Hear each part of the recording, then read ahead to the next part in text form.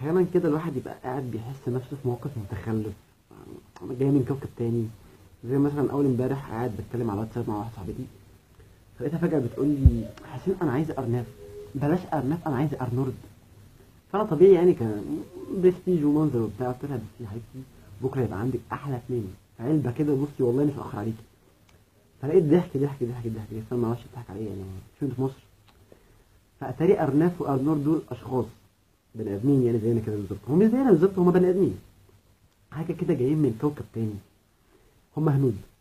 انا لما دخلت على اليوتيوب بصيت عليهم كده ولمحت لهم في بعض المشاهد، لاحظت ان الحاجات اللي بتحصل دي م- ايه ده؟ انا كراجل لا يعني عايز ارناف، انا عايز ارناف بجد يا جماعه. ارناف وارنولد دول حاجه مربى كده بالبسبوسه، قشطه بالمهلبيه. وعشان كده هيبقى في مصر ازمه رجاله، والله العظيم ثلاثه. انتوا لو انتوا كرجاله لو ما عرفتوش ارناف وارنولد دول، اتعلموا منهم. مش هقول لكم اكتر من كده، بلاش تتعلموا منهم، اختشوا على دمكم بجد. يعني انا هقول لكم على حاجه بسيطه، ارناف وارنولد دول حاجه كده رجاله، هم وسيمين وحلوين وبتاع، بس هو مش اللي حابين البنات فيهم، مش وسامتهم. يعني لو في راجل عارف ارناف وارنولد دول وعارف صحباتهم بيتكلموا عنهم ده، هيتضايق وهيحبط. انت متضايق ليه؟ عشان احسن منك؟ هو مش احسن منك في حاجه، هو كل الفكره ان هو عنده مشاعر، عنده احاسيس كده بيطلعها، مش زيك عنده كرش بيربيه. في مصر فعلا الناس بتربي كرشها بعد الجواز. انت دلوقتي واحد مستني ايه من زوج مصري، غير ان هو يبقى قاعد ياكل يطفح يطفح، يقعد على القهوه مع صحابه، يرجع من الشغل تعبان، حضري لي الاكل، حضري لي الفطار، عايز انام. ايه يا عم ده يا عم؟ هو انت متجوز عشان تنام؟ متجوز عشان تسافر بيت تسيبها وتنزل مع صحابك؟ متجوز عشان تقرفها في عيشتها؟ ما تخف على دمك شويه يا اخي، حرام عليك. البنت بتتجوز دي اول حاجه عشان تبقوا عارفينها، بس عشان تعيش مع حبيبها وجوزها كده اللي هي ما عاشتوش في بيت اهلها، تبقى متحرره، عايز تعمل حاجه في نفسها تعملها. ايه المشكله لما تاخد مراتك تفسحها؟ بلاش تفسحها، في ناس بتتضايق من الصرف. انزل مشيها، خدها حوالين بيتكم كده، لف ولف ولف ولف، خدها في ايدك كده، والله مش هتتضايق. طول ما هي ماشيه في ايدك هي مش هتتضايق، بس انت من جواك هتتقدر.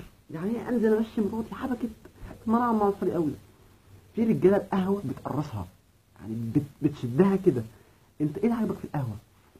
يعني انا والله انا كراجل اهو بكره حاجه اسمها قهوه، بكرهها. بك... بكره القهوه. ايه الحلو في القهوه؟ يا عم عايز تشوف صحابك عيني على راسي، خصص لهم يوم في الاسبوع كده زورهم، مش هقول لك ما تزورهمش، بس مراتك خلاص دي حياتك، انت اتجوزتها عايشين مع بعضيكوا في بيت واحد، حبها بقى، حبوا بعض، مش تتجوزها وتحبسها في البيت. ما تبقاش شرير، حبوا بعض. ايه المشكله لما تحبوا بعض؟ هي بتحبك، بس انت متخلف.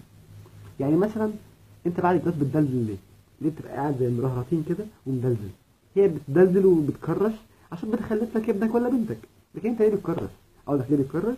عشان تبقى قاعد على الكنبه كده بتتفرج على التلفزيون. يا هبه يا هبه، دي كوبايه الميه، كوبايه الميه دي قدامك لو عملت كده والله هتوقعها مش هتجيبها.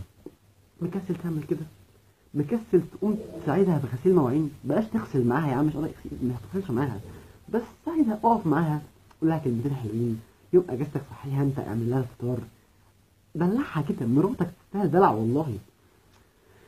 ظبطها، ظبطها كده، وكلمتين حلوين، شوكولاتايه، خروجه، فاجئها مفاجأة ان شاء الله تبقى جايب لها، عارف لو جايب لها قرص بسبوسه قد كده من عند حلواني ما عرفوش اسمه لسه، والله هتنبسط وتطير من الفرحه. لكن انت ما بتحسش على دمك، كل اللي همه عايز ياكل. حضري لي العشاء، حضري لي الفطار، حضري لي الحمام، حضري لي مش عارف ايه، حضري لي حضري لي حضري لي. ما هو انت مش متجوز جني يحضر لك كل حاجاتك، ساعدها برضو من بيت واحد، عيشوا مع بعضيكم. بلاش الانانيه اللي انت فيها دي. انت معقد، انت كزوج مصري كده تبقى معقد. رساله لارناف وارنولد، يا ريت تخفوا علينا شويه، احنا مصريين بس هنحاول نبقى كويسين. في رجاله والله في رجاله كويسه، مش بشكر في نفسي، بس انا مستحيل اعمل كده، مستحيل اعمل كده، مستحيل ابقى مدلدل، لا لا لا لا، مستحيل. الرجاله فكروا فيها رجاله. انا مش هتكلم تاني. اخر حاجه عايز اقولها، حبوا بعض. السلام عليكم.